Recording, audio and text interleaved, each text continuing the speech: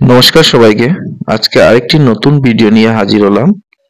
তো এই ভিডিওতে আলোচনা করতে যাচ্ছি যে জিআরবিটি গ্রুপ ডি ইন্টারভিউ এর কি কাট অফ হতে পারে।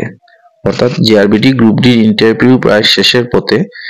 17 জানুয়ারি হয়তো লাস্ট ইন্টারভিউ হবে। 17 জানুয়ারি 2024 জিআরবিটি গ্রুপ ডি এর লাস্ট ইন্টারভিউ হবে। তো এবার আমরা দেখে নেব যে এই গ্রুপ ডি ইন্টারভিউর পর ফাইনাল কাট অফ কি হতে পারে, অর্থাৎ ক্যাটাগরি ওয়াইজ কাট অফ কি হতে পারে। তো এই কাট অফের জন্য আমাকে অনেকেই রিকোয়েস্ট করেছে এটা ভিডিও বানানোর জন্য। আমার অনেক জানাশোনা ভাই বোনেরা রয়েছে যারা ইন্টারভিউ ফেস করেছে, যেমন সুকান্ত, প্রাচী, স্নেহা, শুভজিৎ। তো তোমরা সবাই দেখে নাও এবার কি কাট অফ হতে পারে এবং তোমরা কি কাট অফে কোয়ালিফাই করবে কি করবে না। তো সবার জন্য বেস্ট অফ লাক। এবার দেখে নাও পুরো ভিডিওটা।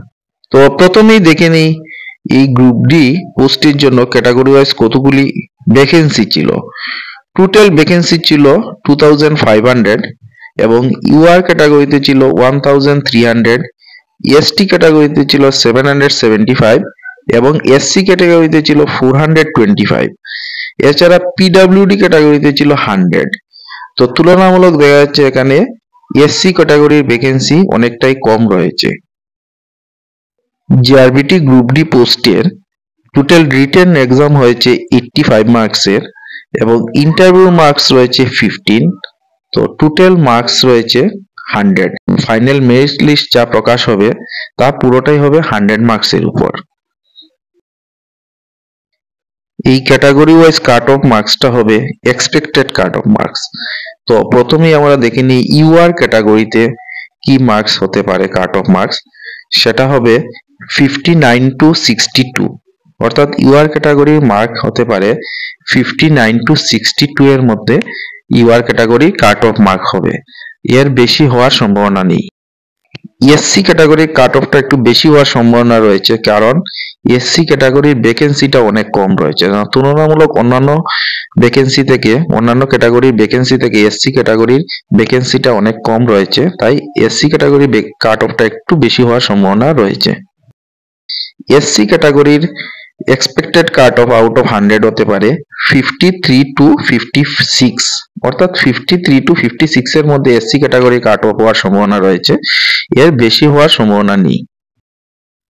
এবার দেখে নিই এসটি ক্যাটাগরির কাট অফ। এসটি ক্যাটাগরির এক্সপেক্টেড কাট অফ হতে পারে আউট অফ 100 45 to 48।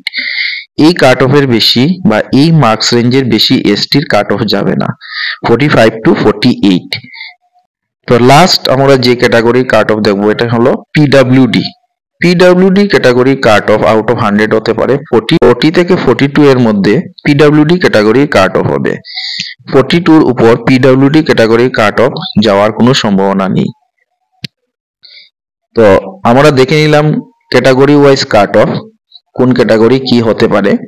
তো এই যে কাট অফ রেঞ্জ আমি বললাম, এই কাট অফের রেঞ্জের বেশি মার্কস যাওয়ার কোনো মতেই সম্ভাবনা নেই।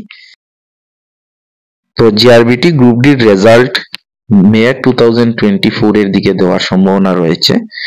তো আশা করি এই কাট অফের যে কাট অফ রেঞ্জটা আমি বলেছি এই কাট অফ রেঞ্জের উপরেও যাবে না। তো থ্যাংক ইউ সবাইকে এবং বেস্ট অফ লাক তোমাদের রেজাল্টের জন্য।